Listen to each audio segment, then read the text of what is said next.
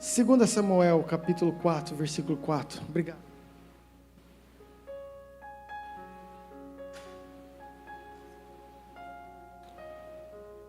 Segunda Samuel 4:4. Preste atenção. Diz o texto: Jonatas, filho de Saul, tinha um filho aleijado dos pés. Era da idade de 5 anos, quando de Jezreel chegaram as notícias da morte de Saul e de Jonatas. Então sua ama o tomou e fugiu. Diga, sua ama o tomou e fugiu. Sucedeu que, apressando-se ela a fugir, ele caiu e ficou manco. Seu nome era Mefibosete. Baixa tua cabeça.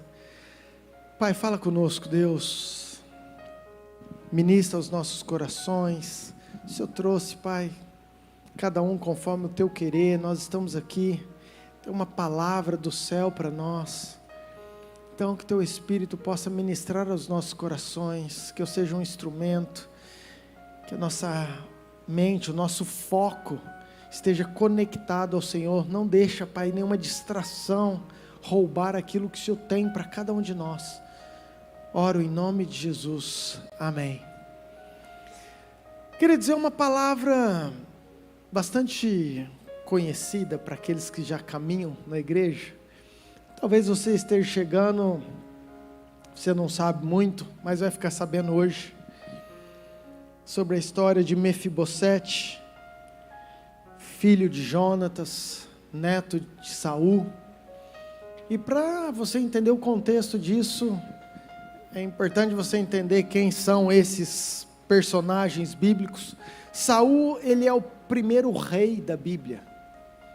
Samuel, o povo de Israel, pede um rei. Até então eles não tinham, eram os profetas, o próprio Deus que ministrava. E eles pedem um rei agora. Então Samuel vai e unge Saul a pedido de Deus, a escolha de Deus. Saul foi um homem escolhido por Deus, e prosperou, e venceu, e conquistou, e avançou, e colocou Israel num patamar diferente. E Saul, ele tem um filho, que é um príncipe, chamado Jonatas.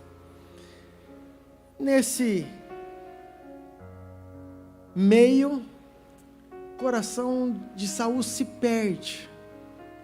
Quer dizer, é muito fácil nosso coração se perder com grandes conquistas, com grandes avanços, com grandes posições. E foi o que aconteceu com Saul. Então ele chama um menino chamado Davi para tocar a harpa, para tirar todo o tormento que foi enviado da parte de Deus para atormentar Saul. E você conhece a história. Davi então é escolhido por Deus, ungido por Samuel a ser o novo rei no lugar de Saul.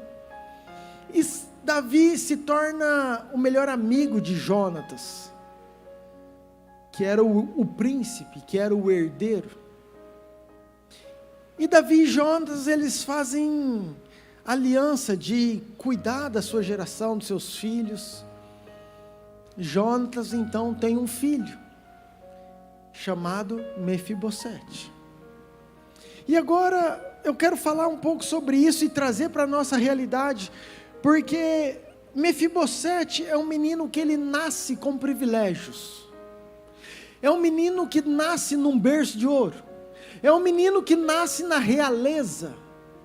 É um menino que nasce já com uma herança, com promessas.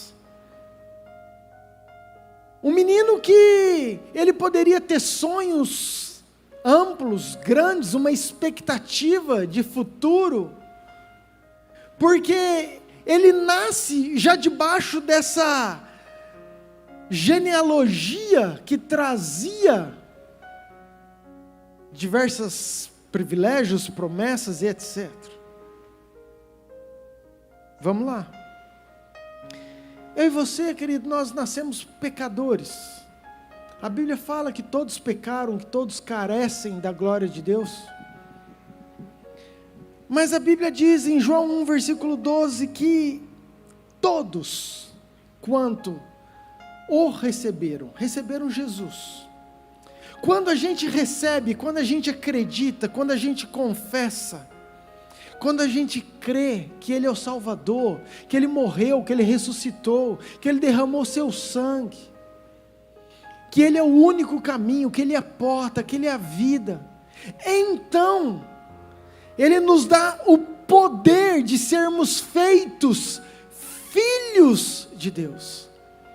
Então quando eu e você, entenda bem, nós reconhecemos, nós aceitamos ao Senhor Jesus, nós temos o poder de sermos feitos, transformados em filhos do Rei dos Reis. Não é do rei Saul, porque o rei Saul é homem, ele tinha poder, ele tinha autoridade, ele tinha governo, mas ele era falho, e mesmo ele sendo falho, ele tinha herança, ele tinha privilégios para os seus filhos. Agora imagina quando eu e você nos tornamos filhos, a Bíblia diz que nós já herdamos a herança, todas as promessas que estavam em Abraão, recaem sobre nós. Então da mesma maneira que nós tornamos filhos, nós também passamos, querido, a fazer parte dessa linhagem real, cheia de privilégios, de promessas, de heranças, de sonhos que Deus tem para mim e para você. Amém? Você precisa entender esse lugar, de quem você se tornou quando você passa a ser filho, quando você recebe. A Bíblia diz que nós temos esse direito de herança, que nós somos herdeiros. Então, querido, eu estou querendo fazer aqui uma analogia entre Mefibosete, eu e você, para você entender a importância de ser filho, a importância que Deus te dá, o cuidado que Deus tem para você. E se eu fosse falar das promessas, da provisão, queridos, Deus tem inúmeras promessas para aqueles que são filhos. Mateus 6, versículo 33 fala que se a gente buscar o Senhor, Ele vai acrescentar todas as coisas. Se eu buscar em primeiro lugar, essas outras coisas serão acrescentadas. Que promessa mais abençoada do que isso? No Salmo 91, que ele está falando que Ele vai te guardar, cai 1.000 ao teu lado, 10.000 à tua direita, você não é atingido. Ele dá ordem aos anjos para acampar, para te livrar de todo mal. Então, queridos, tem promessa de paz, de prosperidade, de proteção, de cuidado, de provisão. Por quê? Porque um filho da realeza, ele tem essa herança, ele tem esse direito, vem com esses privilégios. Amém? Vamos voltar aqui para a história. Agora, entenda bem. Mefibosete, a Bíblia diz que ele era pequeno, tinha 5 anos apenas. Mas a ama pegou, fugiu com ele, ele caiu. Então vamos lá, eu estou falando de mim e de você. Você tem um monte de promessa, você tem um monte de privilégio, você tem um monte de expectativa. Mas às vezes os tombos,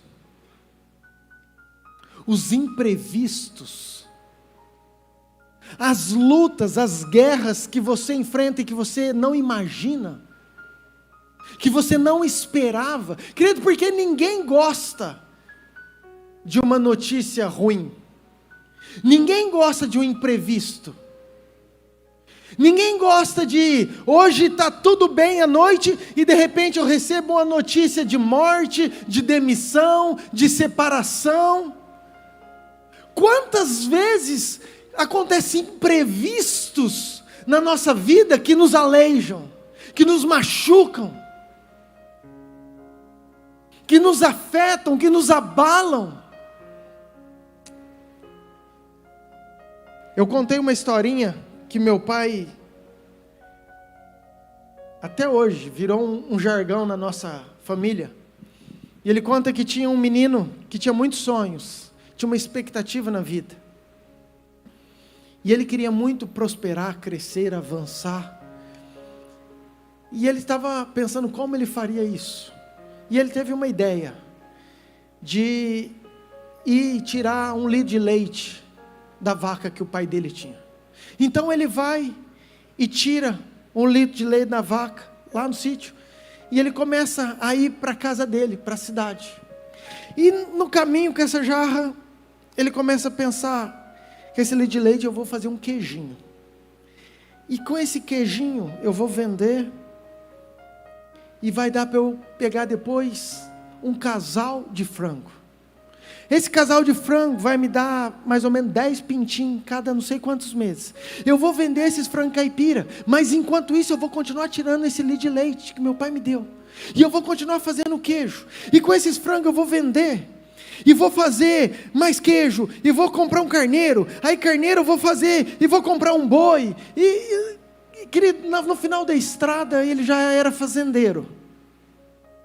E de repente ele tropeça e quebra, cai e quebra a jarra de leite. Ele tinha sonhos, ele tinha planos, ele tinha uma expectativa, ele tinha condições, mas ele não esperava no meio do caminho tropeçar e quebrar aquela jarra. Mefibosete talvez, querido, ele era pequeno, tá? Mas entenda que eu estou falando de mim e de você. Ele também tinha planos.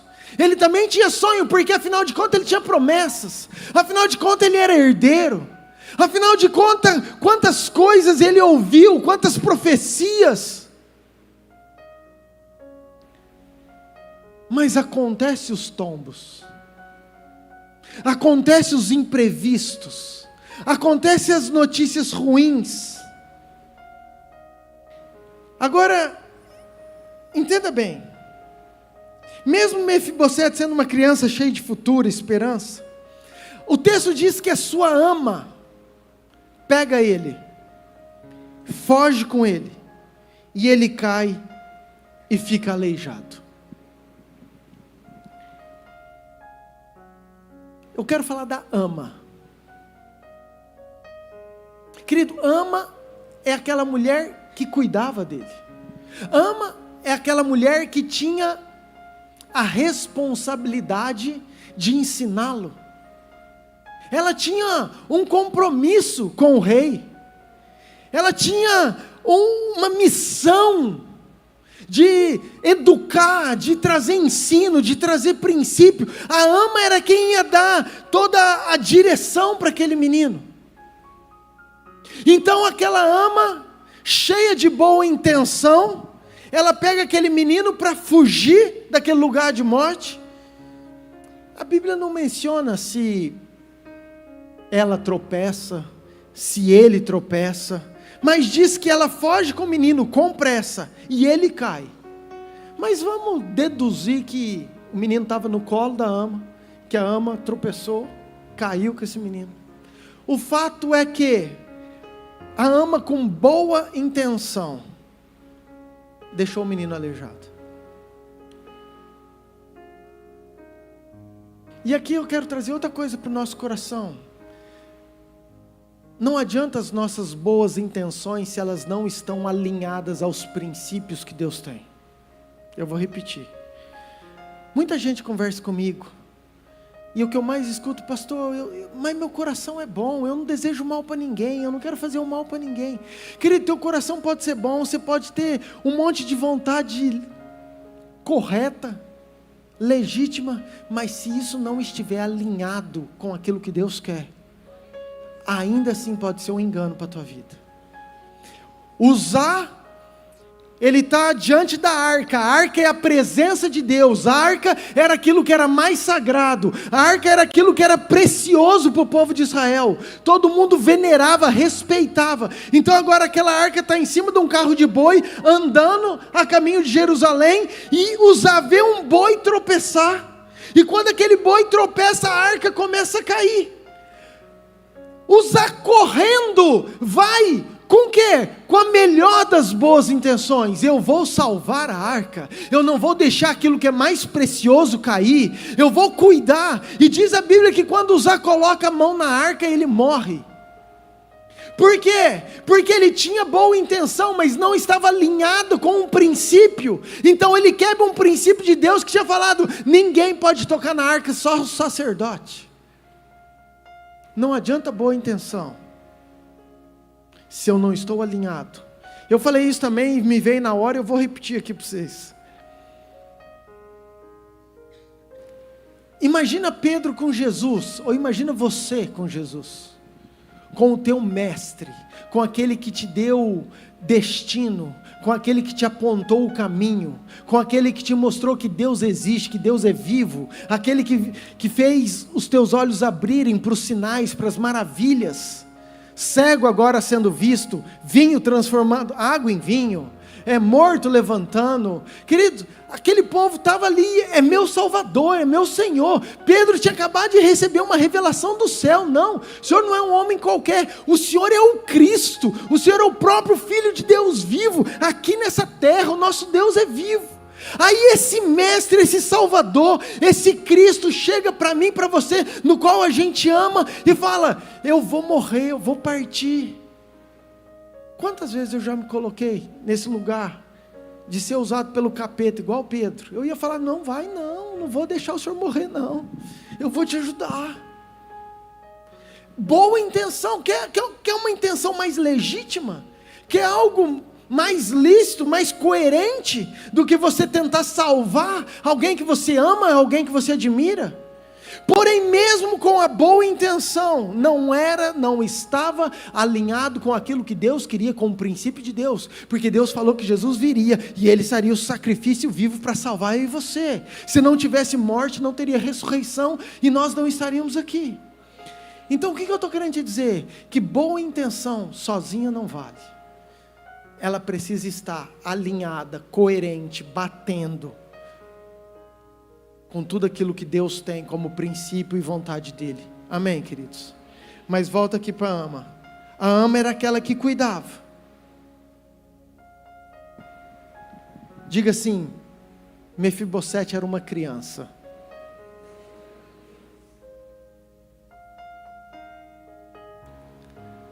Tu está preparado? Aguenta aí o lombo, escuta isso aí.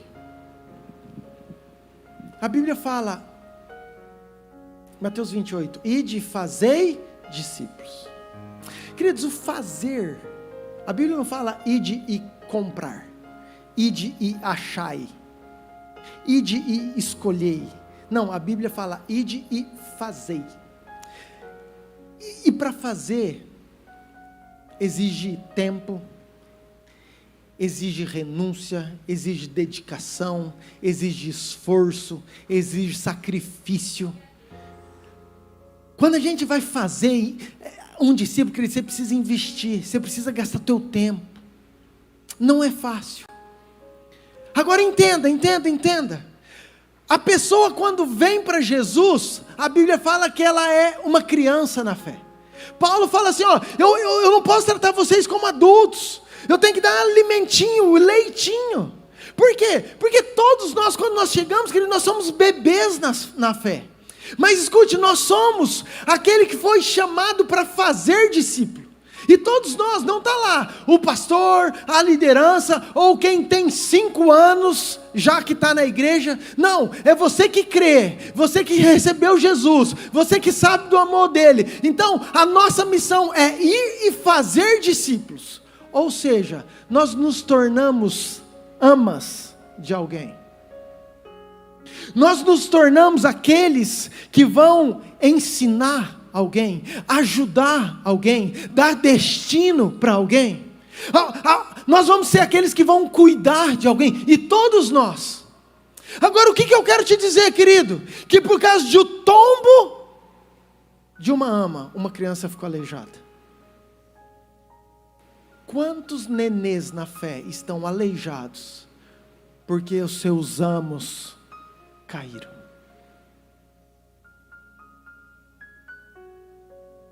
Quantas feridas?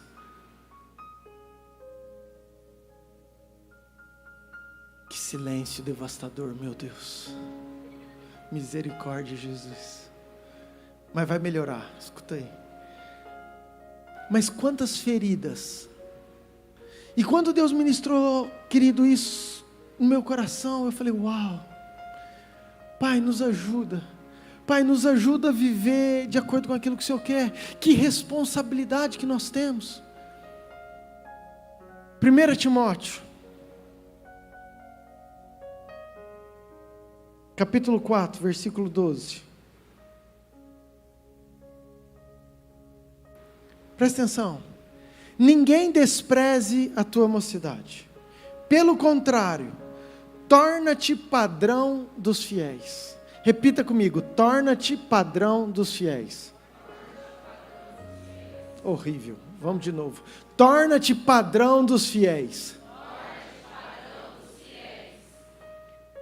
Vou melhorar isso para você entender. Torna você uma referência. Torna você o exemplo. O que é o padrão? Queridos, eu vou fazer um negócio, nós vamos fazer uma produção, o padrão é esse aqui, está aqui. Faz tudo igual isso aqui. Está vendo esse modelo? Está vendo essa forma? Está vendo esse tamanho? Eu quero todos nesse padrão. Eu quero todos desse jeito. E agora Paulo chega para Timóteo e fala o seguinte: ei, igreja, vocês precisam se tornar padrão dos fiéis.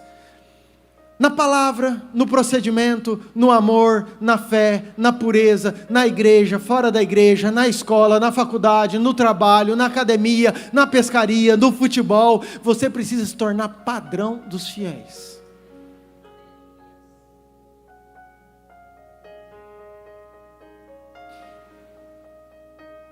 Querido, você vem para a igreja, você aceita Jesus, você se torna filho, mas você passa a ser visto. Você passa a ser observado. A mensagem que você carrega é muito maior pelas tuas atitudes do que por aquilo que você fala. Você passa a ser observado. Eu estou querendo te dizer, querido, que você tem uma responsabilidade de gerar, de fazer, de cuidar, de evangelizar, de povoar o céu. É um chamado que eu e você nós temos. Foi o próprio Deus que nos deu. Que é uma missão linda, que é uma missão importante, mas nós também temos que ter cuidado, porque às vezes o nosso tombo aleja muita gente que está chegando, machuca muita gente que está chegando. Pastor, que responsabilidade, que peso que o Senhor colocou nas minhas costas. Querido, hora nenhuma a Bíblia fala que você tem que ser perfeito, hora nenhuma a Bíblia fala que você não vai errar. É aí que entra a história. Os teus erros às vezes ensinam muito mais do que os teus acertos. A maneira como que você age quando você erra, às vezes ensina muito mais do que com aquilo que você vive de acerto. Quando você erra e você tem a coragem de se humilhar, de pedir perdão, de pedir desculpa, de retratar, de pagar a dívida, de fazer aquilo que é correto, as tuas atitudes, quando você erra, vai trazer muito mais ensino para aqueles bebês que estão te observando, do que às vezes o teu acerto. Então eu não estou querendo colocar esse peso dizendo que você tem que ser perfeito. Não, querido. Você tem que ser filho, crente, cheio do Espírito Santo, que Ele vai te ajudar a conduzir, e você precisa ter uma vida reta. Paulo falava, sede meus imitadores. Queridos, como que eu gostaria que essa igreja pudesse bater no peito e falar assim, aí fora, olha para mim, me copia. Aonde? Onde você quiser. Finança, me copia. No meu dia a dia, me copia. No meu casamento, me copia. Na minha relação com os meus amigos, me copiam. Na minha postura no futebol, me copia. Sede meus imitadores, como eu sou de Cristo. É isso, é se tornar padrão dos fiéis. Amém, queridos? Agora, escute algo. Quando nós falamos de Mefibosete, nós pregamos muito sobre a tragédia, ele aleijado, fracassado. E eu queria melhorar a situação da ama. Você já parou para pensar que aquela ama salvou a vida de Mefibosete? Você já parou para pensar que quando tinha guerra entre povos, matava toda a dinastia, toda a família, toda a hierarquia, para não ter quem pudesse ocupar o trono. Então, estava em tempo de guerra. Eles matam Saul, eles matam Jonatas, com certeza iria matar Mefibosete. Aquela ama poderia ter falado assim: não, já matou o rei, já matou, eu vou salvar minha vida. Não, querido, ela é heroína, ela arrisca a própria vida, ela sabia a responsabilidade que ela tinha, ela sabia a missão, o dever. Então ela se arrisca, porque se ela está com outra criança, ela não seria perseguida, mas ela está com a linhagem real. Ela abraça o filho que seria o herdeiro. Ela abraça e fala: eu vou te salvar, eu vou te ajudar. E ela sai na maior das boas intenções e salva o menino. Às vezes a gente condena pelo tombo, mas a gente não valoriza o que aquela mulher fez, a heroína que ela foi. O que eu estou querendo te dizer é que Mefibosete era para estar morto, mas por causa daquela mulher, hoje nós estamos pregando sobre a história de Mefibosete. Vamos lá, porque eu falei que eu quero trazer isso para mim e para você. Presta atenção, queridos. Eu quero te direcionar o teu olhar. Porque nós somos muito bons para olhar os tombos. Nós somos muito bons para olhar os pés aleijados. Nós somos muito bons para olhar o que nos fizeram, como me machucaram. Nossa, olha o que aconteceu comigo. E a gente não enxergar que isso tudo foi um amor e um livramento de Deus, que talvez nem era para a gente estar aqui. Querido, talvez aconteceram situações na tua vida, que se não tivesse acontecido, você não estaria nessa igreja hoje ouvindo essa palavra. Talvez tem coisa que te machucou, tem coisa que você não queria passar, tem tombos que aconteceram, que Deus permitiu, mas nós temos duas formas de olhar: ou eu vou ficar olhando meus pés aleijados, ou eu vou enxergar o livramento e o processo que Deus tem para mim e para você. Amém, queridos? Às vezes nós olhamos muito para as feridas das nossas quedas, para a dor, para as notícias, mas nós temos dificuldade de enxergar o livramento e o amor de Deus e o cuidado de Deus. Muito bem, vamos lá.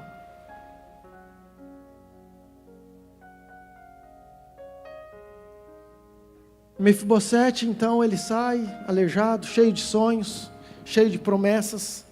Eu estou falando de um filho que tinha direito, herança, igual eu e você, que sonha igual eu e você, e que no meio do caminho acontecem imprevistos, tombos, situações que ninguém imaginava, que você não queria, mas aconteceu. E a gente sofre, porque realmente aconteceu, e às vezes nos limitam, porque realmente está ali. A minha pergunta, ou o que eu quero fazer você pensar essa noite, é: você vai ficar olhando para essas feridas, ou você vai enxergar para aquilo que Deus tem para a tua vida? Você vai continuar olhando para os seus pés aleijados, ou você vai olhar para as promessas de Deus que continuam vivas, que Deus que continua ainda com promessas e propósitos para a tua vida? Entenda, querido, Mefibosete ele sai, diz o texto, 2 Samuel 9, versículo 4. E ele vai se refugiar agora numa cidade, num lugar chamado Lodebar. E onde está? Perguntou-lhe o rei. Agora é Davi falando, ele lembra da aliança. Então Davi pergunta do filho de Jonatas, e aí pergunta: onde ele está? Ziba lhe respondeu: ele está na casa de Maquir. Diga, casa de Maquir. Filho de Amiel em Lodebar. Diga, Lodebar. Querido, o significado de Lodebar é uma terra sem pasto. É um lugar triste, um lugar de refugiados, um lugar de deserto, um lugar sequíssimo, um lugar que não há prosperidade, um lugar que ninguém gostaria muito de ir. Vamos lá, atenção. Quem não, cheio de sonho, de expectativa, de planos, começa a caminhar, tem um imprevisto e entra num lugar de depressão, e entra num lugar de tristeza, e entra numa caverna, e entra numa terra sequíssima, numa terra parece que sem provisão, e começa a orar, fala: Deus, por quê? Misericórdia, Senhor.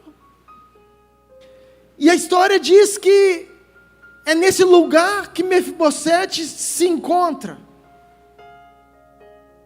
Traduzindo melhor, querido, Lodebar hoje para mim e para você representa os nossos desertos, representa as nossas guerras, representa um lugar que a gente vai naquele momento de fossa, de tristeza. E eu não estou falando um ambiente físico, às vezes está aqui na mente.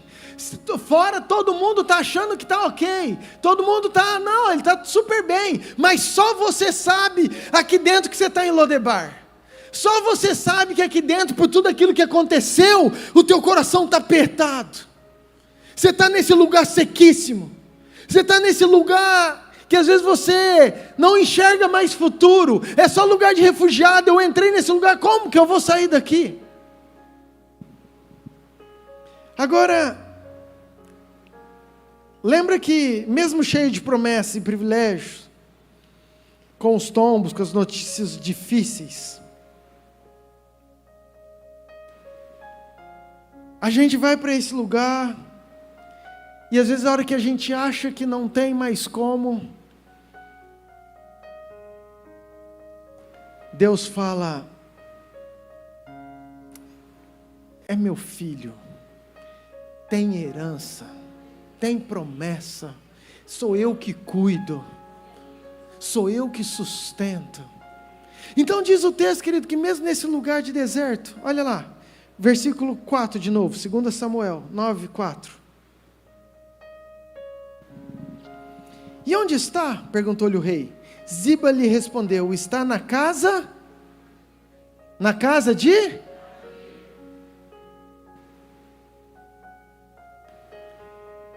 Eu e você machucamos, caímos, aconteceu alguma coisa, igual Mefibosete.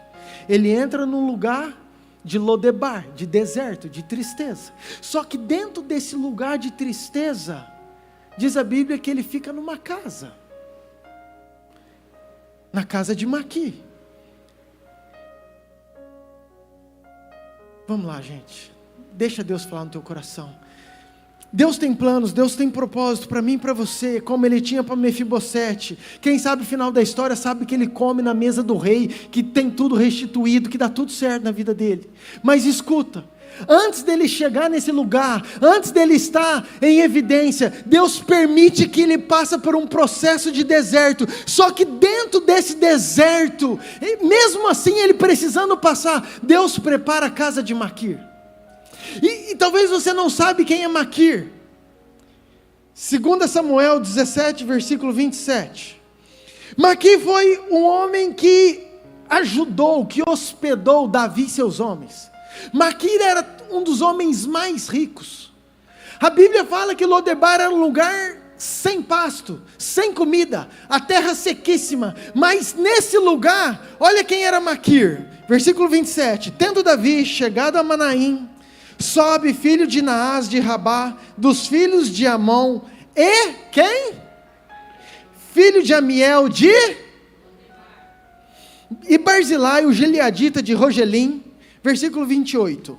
Tomaram camas, bacias e vasilhas de barro, trigo, cevada, farinha, grãos torrados, favas e lentilhas, também mel, coalhada, ovelhas e queijos de gado, e o trouxeram a Davi e ao povo que com ele estava. E continua o texto.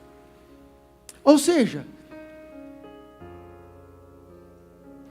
Mefibosete foi levado para um lugar de deserto, para um lugar sem pasto, mas mesmo assim, o rei, o próprio Deus, prepara para ele um lugar de alento, uma casa de Maqui, um lugar de sustento. O que eu estou querendo te dizer, queridos? Que todos nós passamos por imprevistos, todos nós passamos por momentos difíceis, todos nós passamos por guerras, todos nós às vezes entramos em Lodebar, mas quando você é filho, quando você tem herança, quando você é herdeiro, mesmo nesse lugar, Deus prepara uma casa de Maqui para te sustentar, para te ajudar, para te apoiar, para estar com você. Às vezes a gente não enxerga. Sabe, o Mefibosete poderia estar olhando só para Lodebar, só para o deserto. Às vezes você pode estar olhando para o Brasil, está enxergando só a crise, está enxergando só o problema, só o desemprego, só isso, só aquilo. Mas mesmo diante desse Lodebar que nós vivemos, Deus tem te dado o melhor dessa terra. Você tem comido, você está com saúde, você está aqui, tem gente orando, tem gente te sustentando, tem gente ajudando você. Às vezes a gente não percebe, e os nossos olhos ficam olhando para as nossas feridas, para os nossos traumas, para a nossa dor, e para o lugar de deserto que nós estamos, mas nós não enxergamos que nós somos sobreviventes, que nós fomos poupados, que pela graça e pelo amor de Deus nós estamos vivos, e que mesmo nesse lugar de deserto, Deus tem colocado Maqui na minha vida e na sua, para nos ajudar, nos sustentar e cuidar de nós.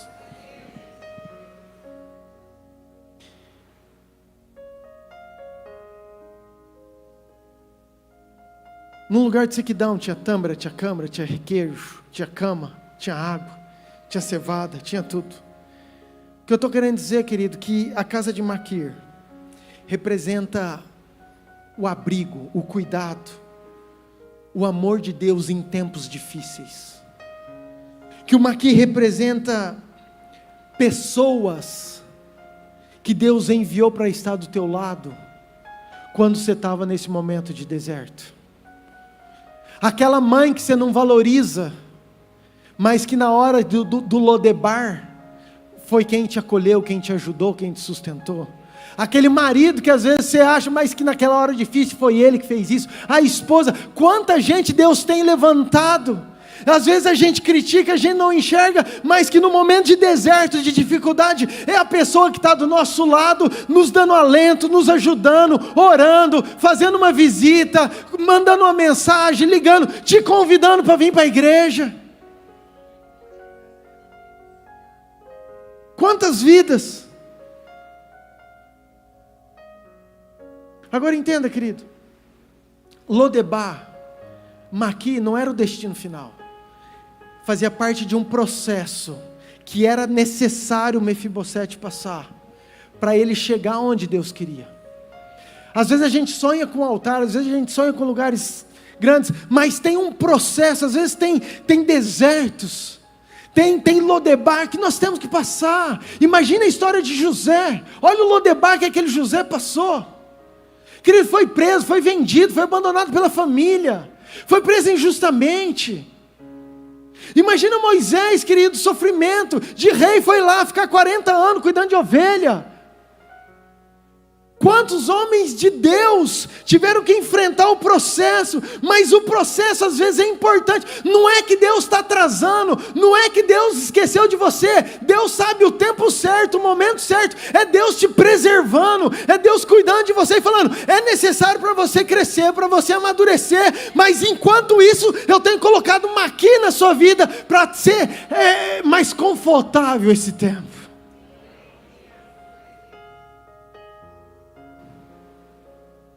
Eu escutei uma frase que diz o seguinte: nem todo mundo celebra a sua mesa, mas alguns garantem que você chegue lá.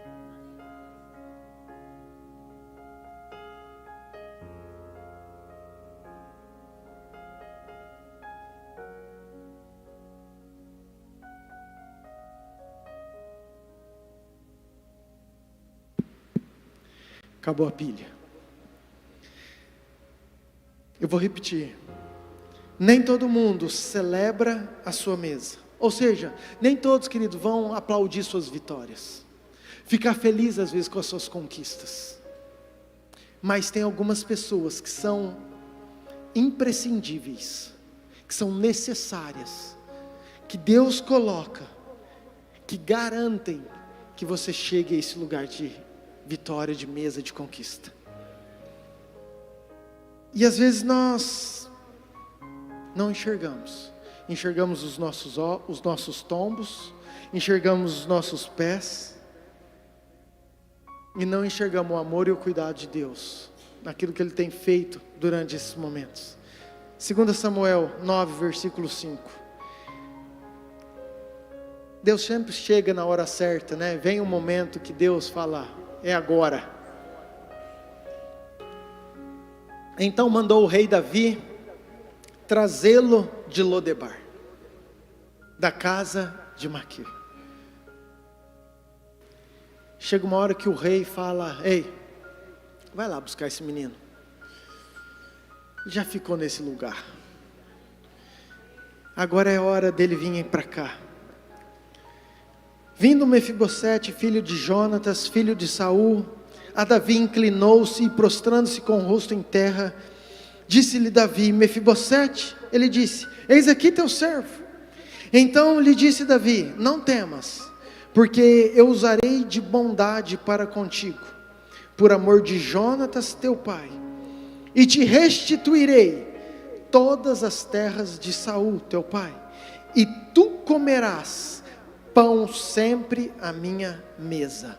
Aleluia. Querido, chega uma hora que o rei fala, uau, tem uma aliança, eu vou cumprir essa aliança. Chama aquele menino. E quando Mefibosete chega, querido, ele olha, talvez para os seus pés, fala, rei, eu sou aleijado, aconteceram coisas na minha vida, que me impedem de eu estar nesse lugar. A Bíblia diz que ele se comparava com um cão morto. Quem sou eu? Eu sou igual um cão morto, não tenho valor. Quantas vezes os nossos tombos, os nossos erros, o diabo não fica nos acusando para roubar, para tirar tudo aquilo que você é, como filho, como príncipe, como herdeiro de Deus. Agora o rei chama. E sabe o que eu acho incrível? Mefibosete não faz nada.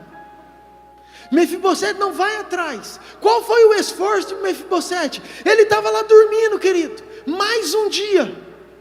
Eu vou dormir aleijado, pobre. Aqui em Lodebar, ainda bem que tem Maquir que está me ajudando. Mas eu vou dormir nesse lugar e amanhã eu vou acordar aqui. E depois da manhã, e essa é a minha vida. Não tenho mais esperança. E de repente, da mesma forma que acontece o imprevisto, e ele cai, a vida dele é transformada, o próprio rei chama, e também agora ele está lá, chega para o rei, e fala assim, eu não tenho nada, você não tinha, porque a partir de hoje você é fazendeiro, a partir de hoje você tem herança, a partir de hoje você vai sentar na minha mesa, a partir de hoje você vai comer o pão junto comigo, e não é só hoje não, é para sempre, todos os dias. O que eu estou querendo dizer, querido, que os tombos imprevistos, às vezes acontecem na nossa vida, mas tem um tempo limitado, chega uma hora que Deus brada e fala assim, eu vou mudar a tua história, eu preciso mudar isso aí, e você vai sentar em lugar que eu te chamei para você sentar.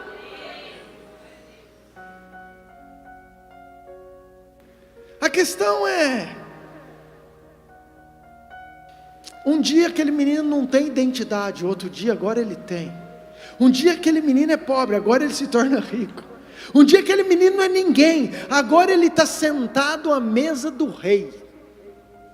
Agora ele está sentado à mesa do rei. Queridos, essa era a nossa condição, entenda isso. Eu e você, querido, nós não éramos nada, éramos escravos de Satanás. Ele tinha direito sobre as nossas vidas. Jesus foi lá e morreu na cruz, ressuscitou. O que foi isso? Foi esse convite. A partir de hoje eu estou te convidando a você sentar na mesa comigo e comer desse pão, e a tua vida pode ser mudada e transformada para sempre.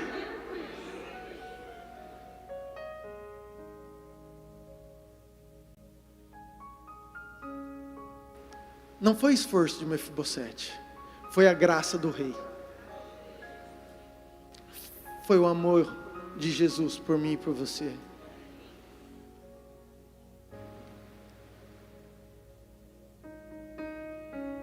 Escute. Só para fazer você pensar. Eu fiquei me perguntando, será que quando Mefibosete estava na mesa, comendo com o rei, agora num lugar de honra, agora num lugar de privilégio, agora num lugar de restauração, e eu acho incrível, querido, porque o princípio da mesa é um princípio que quando você está sentado, o teu defeito ninguém está vendo, está lá de baixo. Era todo mundo igual. Quem está sentado na mesa não enxergava os pés aleijados de Mefibosete. Escuta.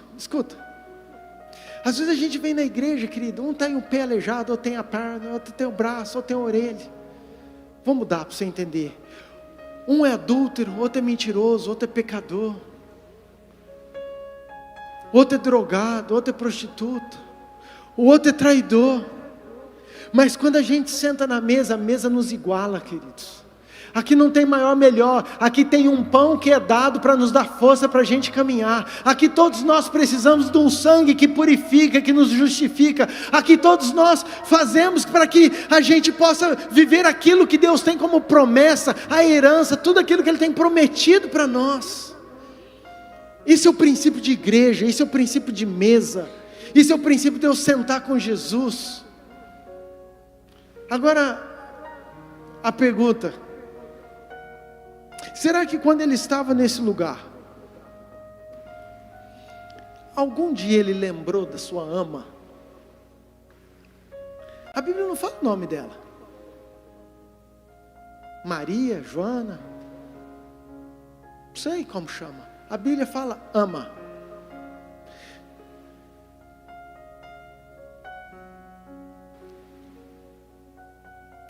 Valorize as amas que Deus colocou na sua vida,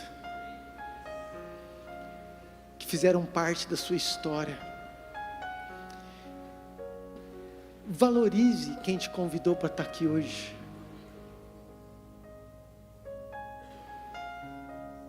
Valorize quem orou, quem não desistiu de você. Porque, querido, nós somos cabeça dura. Vamos lá no culto, vou nada, isso é crente, mas nunca na vida. Sabe, se aquela ama tivesse desistido, talvez Mefibosete não estava aqui. Se aquela pessoa que te ama, que orou por você, talvez a tua mãe, talvez o teu pai, talvez teu marido, esposa, tivesse desistido, talvez hoje você não estaria aqui. Tem muita gente que passou pela tua vida, que se esforçou, que dedicou, e é importante a gente estar lembrando disso, a gente está enxergando isso, porque vai ter momentos que Deus vai colocar a gente em lugares altos, em mesas, e essas pessoas também fazem parte da nossa história.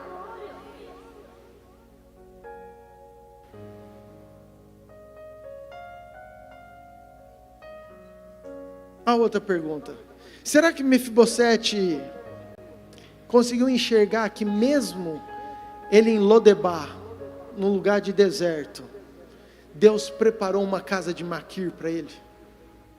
Será que eu e você, a gente consegue enxergar que mesmo diante das tragédias, que mesmo diante dos imprevistos, dos tombos, das guerras, Deus preparou pessoas, casas, lugares para te ajudar, para te sustentar, para te aliviar, para te confortar, para te consolar, para orar com você?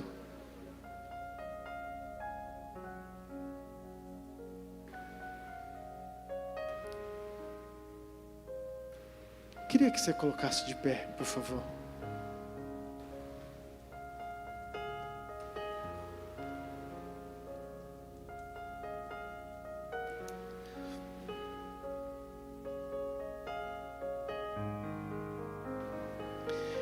O que eu estou querendo te dizer, querido, será que você tem percebido que mesmo com as tuas dificuldades, Deus tem cuidado de você?